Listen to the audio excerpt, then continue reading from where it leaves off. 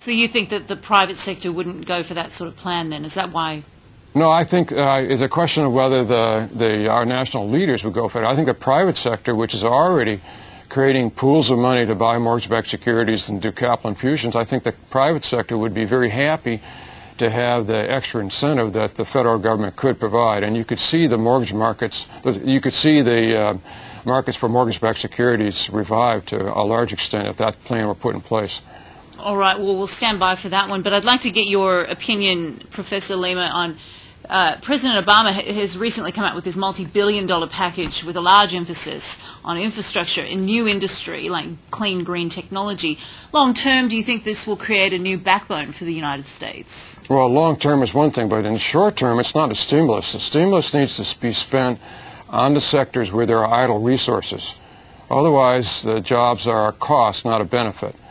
And in the United States, the idle sectors, the sectors that have substantial labor and capital idle, are first of all homes and construction, secondly automobiles and consumer durables, then there's retail. We've lost a lot of jobs in retail, and last the restaurants and hospitality.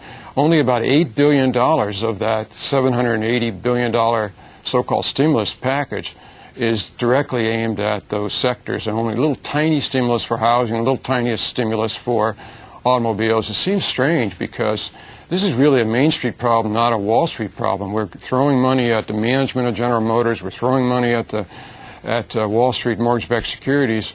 But the problem is declining home prices and nobody buying automobiles. Well, that brings me to my next point. Now, you've long said that the answer lies in the housing sector and bolstering the housing sector. Recently in Australia, the federal government has reintroduced the first homeowners grant, boosting it to a maximum of $21,000. Would you support such a plan in the United States?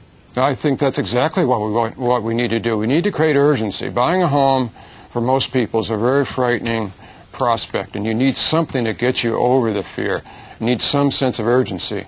And right now you have the opposite. Most buyers are thinking if they wait a little longer they're going to get a better deal, and they're just sitting on the sidelines. There's nothing to make that purchase urgent. But if a federal government provides a substantial support for purchasing a home and support for only a temporary basis, that's enough to create urgency and bring the buyers back, give price supports for the whole marketplace, and then you bring the rest of the buyers back because they stop worrying about continued price erosion. All right, Professor Leamer, we're nearly out of time. I want to ask you one more thing. It's a reflective question. In the lead-up to the current economic situation, you remained cautiously optimistic, stating that the U.S. economy will remain nervously intact, I think is what you said. How do you feel about that statement now? Well, it's totally wrong.